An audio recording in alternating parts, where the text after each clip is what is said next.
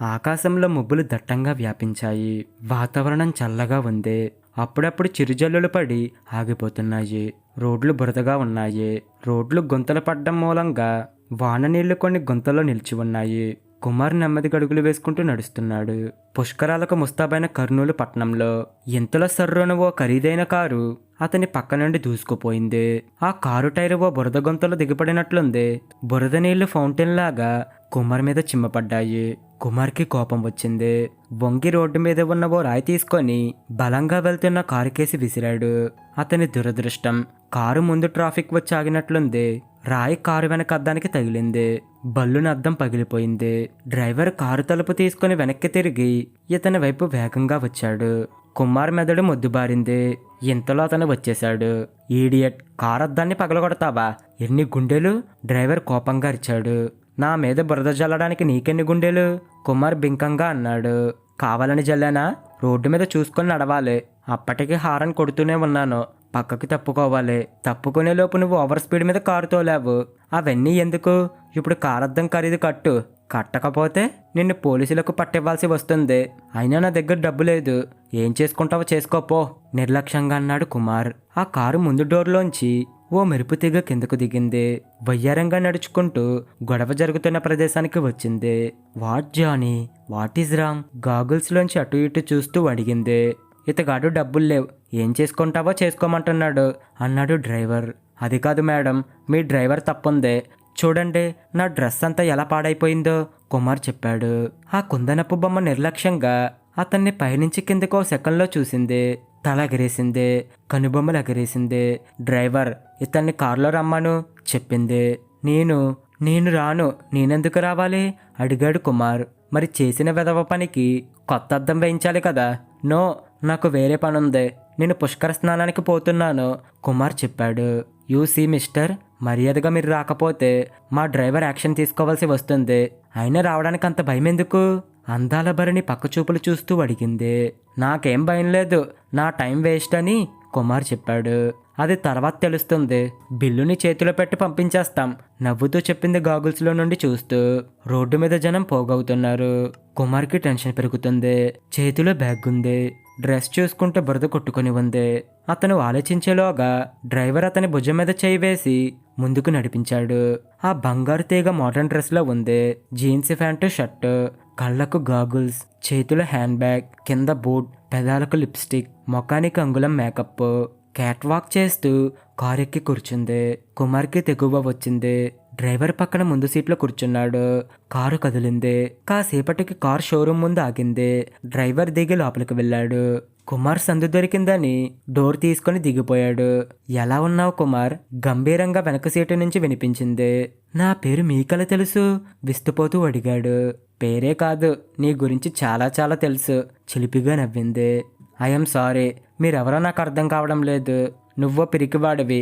College రోజుల్లో ఓ అమ్మాయికి లైనేశావు. ఆ మగువ మధురంగా పలికింది. మీకు జ్యోతిష్యం వచ్చా? ఆశ్చర్యంగా అడిగాడు. నాకు రాదు, కానీ నీ జాతకం మాత్రం చెప్పగలను. సారీ మేడం, మీరు చెప్పింది తప్పు చిన్నగా నవ్వాడు. ఇంతకీ ఏం జాబ్ చేస్తున్నావు? ఓ ప్రైవేట్ కాలేజీలో లెక్చరర్గా అఘోరిస్తున్నాను. గుడ్ ప్రొఫెషన్, నీ టేస్ట్కి తగ్గట్టే ఉంది. మీరెవరో నాకు గుర్తుకు రావడం లేదు నసిగాడు. ఓకే, గాగుల్స్ తీసేస్తాను, నా కళ్ళల్లోకి చూసి చెప్పు అంటూ కిలకిలా నవ్వుతామె గాగుల్స్ తీసి చిలిపిగా అడిగింది. అదే ప్రియాంక ఆశ్చర్యంగా అన్నాడు. ముద్దబ్బాయికి ఎంత టైం పట్టింది నన్ను గుర్తుపట్టడానికి నవ్వింది.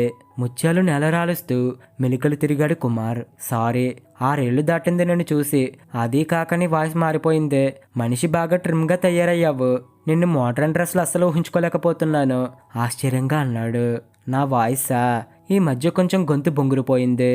థ్రోట్ ఇన్ఫెక్షన్తో ట్రీట్మెంట్లో ఉన్నాను. బాడీ అంటావా? బ్యూటీ క్లినిక్లు, వెయిట్ రిడక్షన్లు, పార్లర్లు చాలా వచ్చాయిగా. డ్రైవర్ వస్తున్నాడు, ఏం మాట్లాడొద్దు హెచ్చరించింది ప్రియా. మేడం, కొంచెం టైం పడుతుందన్నాడు. కారు ఇస్తే వేసిస్తానన్నాడు. వారు వేరే పనిలో బిజీగా ఉన్నారంట డ్రైవర్ చెప్పాడు. ఓకే, నువ్వెక్కడే ఉండి కారు బాగు చేయించుకురా. నేను ఈలోగా సినిమాకి పోతాను. రిపేర్ అయిన తర్వాత కాల్ చేయి చెప్పింది ప్రియ పర్సులోంచి నోట్ల కట్ట అందిస్తూ. మేడం, మిమ్మల్ని డ్రాప్ చేసి వస్తాను డ్రైవర్ చెప్పాడు. వద్దు, నేను ఆటోలో పోతాను, యూ క్యారీ ఆన్. మరి ఇతగాడు డబ్బు? డ్రైవర్ సందేహంగా అడిగాడు. I will take care, don't worry you go. Priya order వేసింది. ఆమె చెప్పినట్లు అతను కారు తీసుకొని ఆ షోరూంలోకి వెళ్ళిపోయాడు. ఎక్కడ దిగావు? I mean a lodge? అడిగింది ప్రియా. ఎక్కడా? రూమ్ దొరకలేదు. ముందు డ్రెస్ చేంజ్ చేసుకోవాలి. నన్ను చూసి చాలామంది నవ్వుకుంటూ పోతున్నారు చిన్నగా చెప్పాడు. నో ప్రాబ్లం, మా రూమ్లో చేంజ్ చేసుకోవచ్చు పదా అంటూ పోతున్న ఆటోని ఆపి ఎస్వి రెసిడెన్స్కి పొమ్మని చెప్పింది. ఓ పావు గంటలో ఆమె బస చేసిన లాడ్జీకి చేరుకున్నారు. చాలా ఖరీదైన లాడ్జీ. లిఫ్టులో పైకి వచ్చారు. మిగతా హోటల్ లాగా సందడిగా ఉండకుండా చాలా నిశ్శబ్దంగా ఉంటుంది. కుమార్ లోపలికి రావడానికి చాలా మొహమాటం పడ్డాడు. గుమ్మం దగ్గర ఆగిపోయాడు. కమిన్, సోఫాలో కూర్చొని కాళ్ళాడిస్తూ చెప్పింది ప్రియా. ఇంకెవరూ లేరా? నువ్వేనా? ఆశ్చర్యంగా అడిగాడు. నేనే, ఇంకెవరుంటారో? ప్రియా తల అడ్డంగా ఊపింది. మీ ఆయన. కుమార్ సందేహం. ఆయన పుష్కరాలకు దేవుళ్ళు అక్కర్లేదు. బిజినెస్లు టూర్లు చాలా బిజీ. అందుకే ఒంటరిగా వచ్చాను. మళ్ళీ రేపు ఉదయం వెళ్ళిపోతాను చెప్పింది. బాగుండదు, నేను వెళ్ళిపోతాను సిగ్గుతో అన్నాడు కుమార్. నువ్వింకా మారలేదు. ఓ పని చెయ్యి, నువ్వు స్నానం చేసి డ్రెస్ మార్చుకో. కింద నేను షాపింగ్ చేసి వస్తాను అని చెప్పి ఆమె బయటకొచ్చింది. కుమార్ అంగీకారంగా తల ఊపి లోపలికి వెళ్ళి తలుపేసుకున్నాడు. టబ్లో స్నానం చేస్తుండగా కుమార్ ఆలోచనలు గతంలోకి వెళ్ళిపోయాయి. గుంటూరులో ఎంఎస్సీలో పరిచయం ప్రియా. తను ఎంఎస్సీ ఫిజిక్స్ చేస్తుంటే ఆమె కెమిస్ట్రీ చేస్తూ ఉండేది. తరచూ కలుసుకుంటూ ఉండేవాళ్ళు. తన క్లాస్లో ఫస్ట్ కుమార్ అయితే ఆమె కూడా ఆమె క్లాస్లో ఫస్ట్. చాలా సాంప్రదాయంగా మెలిగేది. చక్కగా చీర కట్టుకొని జడలో పూలు పెట్టుకుని వస్తుండేది. ఎవరితో ఎక్కువ మాట్లాడేది కాదు. అలాగని ముంగిలా ఉండేది కాదు. పలకరిస్తే పలికేది. ఓ రోజు అనుకోకుండా అమరావతిలో కనిపించింది ప్రియా. హలో, అమరావతిలో మీరా? ఆశ్చర్యంగా అడిగాడు కుమార్. మీరాని కాదు, ప్రియాను. మీరు రావడమే ఆశ్చర్యం. పుస్తకాలపురికి విహారానికి రావడానికి టైం ఎలా దొరికిందో. అమరేశ్వరుణ్ణి దర్శించుకుందామని వచ్చాను. నాకు చిన్నప్పటి నుండో పాలు భక్తి ఎక్కువే చెప్పాడు చంపలేసుకుంటూ. ఏంటి, ఒంటరిగా వచ్చారా అంటూ అటు ఇటు చూస్తూ అడిగింది. భలే వారే, నాకింకా పెళ్లి కాలేదు. ఒంటరిగానే. అది కాదు బాబు, ఫ్రెండ్స్తో వచ్చారా అని అడిగా. గలగలా నవ్వుతూ అడిగింది ప్రియా. థ్యాంక్స్. నన్ను అప్పుడే పెళ్ళైన వాడి కింద లెక్కేసి కుటుంబరావుని చూసినట్లు చూస్తారేమోనని భయపడ్డా వివరించాడు. నా స్నేహితులెవరికి గుళ్ళు గోపురాలు చూసేంత తీరిక లేదు. బుద్ధం శరణం గచ్చామి అంటూ నేను వచ్చాను చెప్పాడు తానే మళ్ళీ. Very good. నేను మా పేరెంట్స్తో వచ్చాను. కారులో మీకు అభ్యంతరం లేకపోతే ఓ సీట్ ఖాళీగా ఉంది చెప్పింది ప్రియా. మీ పేరెంట్స్ కనబడడం లేదు అడిగాడు. మ్యూజియం చూడటానికి వెళ్ళారు. నేను చూశాను. బయట ఉంటానని ఇక్కడున్నా. మీరు కనిపించారు కళ్ళు తిప్పుతూ చెప్పింది. బుద్ధ భగవానుడు మన ఇద్దరిని ఇలా కలిపాడన్నమాట నవ్వాడు. సంఘం శరణం గచ్చామి అన్నాడు కదా, స్నేహం శరణం గచ్చామి అని కలిపాడు. ప్రియ నవ్వింది కిలకిల. ముత్యాలు నేల మీద పడ్డాయేమో అని వెతికాడు. అక్కడికి పోయి కూల్ డ్రింక్ తీసుకుందామా అడిగాడు కుమార్. వై నాట్ అంటూ అతనితో పాటు నడుచుకుంటూ వచ్చింది. 2 డ్రింక్స్ తీసుకున్నాడు. ప్రియా కాసేపట్లో బోలెడు కబుర్లు చెప్పింది. తన క్లాస్ బాయ్స్ పైన ఫిర్యాదులు చేసింది. ప్రియా, ఎంఎస్సీ తర్వాత ఏం చేద్దామనుకున్నావు అడిగాడు కుమార్. నాదేముందిలే, నువ్వేం చేద్దామనుకుంటున్నావు రివర్స్ అడిగింది. కలెక్టర్ అవ్వాలని మా అమ్మ కోరిక. అందుకని ఐఏఎస్ ప్రిపేర్ అవుదామనుకుంటున్నాను చెప్పాడు సిన్సియర్గా. ప్రియా కళ్ళల్లో మెరుపు మెరిసి మాయమైపోయింది. ఓ గాడ్, ఆల్ ది బెస్ట్. కానీ బాగా కష్టపడాలి అభినందించింది. ఇంకా నాకేం పని, రాత్రి పగలు చదువుతాను. I will win the game చెప్పాడు. మరి నువ్వేం చేద్దామని? నాదేముందే, మా వాళ్ళు ఒప్పుకోవాలిగా. పిహెచ్డి చేద్దామని ఉంది. కానీ మా పేరెంట్స్ ఏమంటారో అని భయం. ప్రియ సంకోచం. ఏం పర్వాలేదు, నేను చెప్పి ఒప్పిస్తాను కుమార్ భరోసా ఇచ్చేశాడు. థ్యాంక్ గాడ్, నాకు సపోర్టర్ దొరికాడు ఇన్నాళ్లకు. ప్రియా, ఎక్కడున్నావు? ఇందాకటి నుంచి వెతకలేక చస్తున్నామంటూ ప్రియా తండ్రి వచ్చాడు. నాన్న, ఈయన మా ఫ్రెండ్ కుమార్, ఫిజిక్స్ చేస్తున్నాడు మా కాలేజీలోనే చెప్పింది. ఆయన కుమార్ని కింద పైన చూశాడు అయిష్టంగా. కుమార్ తన డ్రెస్ చూసుకున్నాడు. చాలా చీప్గా అనిపించింది అతను వేసుకున్న డ్రెస్తో. అమ్మ ఎదురు చూస్తుంది. కారులో బయలుదేరదాం ఇంకా. నాన్న, కుమార్ కూడా గుంటూరు వస్తున్నాడు మన కారులో చెప్పింది ప్రియా. ఇరుకవుతుందేమో, అసలే మనం భారీ పర్సనాలిటీలు చెప్పాడు ఆయన. పర్లేదు, 1 గంటేగా, సర్దుకుందాం. కుమార్ డ్రైవర్ పక్కన కూర్చుంటే వాళ్ళ ముగ్గురు వెనక సీట్లో కూర్చున్నారు. ప్రియ కొంచెం బొద్దుగా ఉంటుంది. ఆమె తల్లిదండ్రులు కొంచెం లావుగా ఉంటారు. అయినా ప్రియ మనసు నొప్పించలేక మౌనంగా సర్దుకున్నారు వాళ్ళు. అమరావతి నుండి వచ్చిన తర్వాత కుమార్ తరచూ ప్రియ ఇంటికి వస్తూ పోతూ ఉండేవాడు. వాళ్ళ తల్లిదండ్రులు కూడా అభ్యంతరం తెలిపేవారు కాదు. వారు కొంచెం హై క్లాస్ మనుషులు, పైగా ఉన్నవాళ్ళు. ప్రియ వాళ్ళ ఇంట్లో అల్లారుముద్దుగా పెరిగిందని గ్రహించాడు. పీజీ పరీక్షలు అయిపోయాయి. ప్రియ తన సొంతింటికి వెళ్ళవలసి వచ్చినప్పుడు చాలా వెలితిగా ఫీల్ అయ్యాడు. అంతా శూన్యం. రేపటి నుండి ప్రియ కనిపించదు. ఊరికి పోయే ముందు వాళ్ళ ఇంటికి వెళ్ళాడు. నీ జీవితాశయం ఏంటి ప్రియా? అడిగాడు కుమార్. ఏవేవో ఊహించుకుంటాం, అన్నీ జరగాలిగా, పైగా ఆడపిల్లను. ప్రియ శూన్యంలోకి చూస్తూ చెప్పింది. అరే, పిహెచ్డీలో చేరుతానన్నావుగా, నేను కూడా నీ కోసం రీసెర్చ్ చేద్దామనుకున్నాను, కుమార్ అన్నాడు. అరే, నా కోసం రీసెర్చా? మరి నీ ఐఏఎస్? రీసెర్చ్ చేస్తున్నా కోర్స్ కూడా చేస్తాను. నాకెందుకు నువ్వు లేనిది బ్రతకలేని అనిపిస్తుంది, కుమార్ చిన్నగా చెప్పాడు. ప్రియ ఉలిక్కిపడింది. ఆమె కళ్ళల్లో మెరుపు అతన్ని దాటిపోలేదు. కానీ ఎంతలోనే నీలి నీడలు. ఇంతలో ప్రియా తల్లి అటుగా వచ్చింది. ఆంటీ, ప్రియను రీసెర్చ్లో చేరుస్తారు కదా అడిగాడు. ఏమో నాయన, వాళ్ళ నాన్న పెళ్లి చేయాలంటున్నాడు. ఆమె సమాధానానికి బెత్తరపోయాడు కుమార్. అదేంటి, అప్పుడే పెళ్ళంటి ప్రియకు? తడారిపోయిన నాలుకతో చెప్పాడు. మేము తొందరపడ్డం లేదు. కాబోయే అల్లుడు దీన్ని ఏదో కాంపిటీషన్లో చూశారట. అప్పటి నుండి రాయబారాలు నడుపుతున్నాడు, ప్రియ వాళ్ళమ్మ చెప్పింది. కానీ ప్రియ మనసు తెలుసుకోవాలిగా. ఆమె హృదయంలో ఎవరికి స్థానం ఉందో ఏంటో ఆశగా అన్నాడు. దాని ముఖం దానికేం తెలుసు? అది చిన్నపిల్ల. జీవితంలో ఎవరిని చేసుకుంటే సుఖపడగలదో దానికేం తెలుసు? పోనీ దాని మనసు నీకు తెలుసా? గుచ్చి అడిగింది. కుమార్, ప్లీజ్ ఈ టాపిక్ ఇంతటితో ఆపితే మంచిది, ప్రియ దీనంగా అంది. కానీ ఇది జీవితాలకు సంబంధించిన విషయం. పెళ్ళి అన్నది ఆషామాషిగా తీసుకునేది కాదు. మనసు పట్టవాన్ని చేసుకోవాలి, ఆవేశంగా చెప్పాడు కుమార్. కుమార్, మా అమ్మాయి పెళ్ళి మా ఇష్టం, నువ్వెవరు బాబు చెప్పడానికి అని నేను అడిగితే ఏం చెప్తావు? కొంచెం కోపంగా ప్రియ తల్లి అడిగింది. కుమార్, నువ్వు నిజమైన స్నేహితుడివే అయితే, ఆమె హితం కోరేవాడివైతే ఈ గడప మళ్ళీ తొక్కకో, అక్కడికి వచ్చిన ప్రియా తండ్రి గంభీరంగా చెప్పాడు. ప్రియా, నీ మాట కూడా అదేనా? జీరగొంతుతో అడిగాడు. ప్లీజ్ కుమార్, నన్ను క్షమించు. ముందు జీవితంలో స్థిరపడు, నిన్ను నువ్వు నిరూపించుకో, అప్పుడు ఆలోచిద్దాం. ప్రియ ఏడుస్తూ లోపలికి పోయింది. కుమార్ షాక్ తిని ఇంటికి వెళ్ళిపోయాడు. 2 నెలల తర్వాత ప్రియా పెళ్లి జరిగిందని ఎవరో చెప్పారు. యాంత్రికంగా స్నానం చేసి బట్టలు మార్చుకుంటూ గతంలో తేలియాడుతున్న కుమార్కి అదే పనిగా కాలింగ్ బెల్ మోగడం వినిపించింది. తలుపు తీశాడు. ఎదురుగా ప్రియా, చేతిలో షాపింగ్ బ్యాగ్. లోపలికి వచ్చి తలుపు మూసింది. కుమార్, చాలా కాలం తర్వాత నేను చూశాను. నా మీద కోపం పోయిందా? ఈ కూల్ డ్రింక్ తాగు, కూల్ అవుతావంటూ బ్యాగ్లోంచి ఓ బాటిల్ తీసి అతనికి అందించింది. తాను ఒకటి తీసుకుంది. కుమార్ మౌనంగా కూల్ డ్రింక్ తాగుతున్నాడు.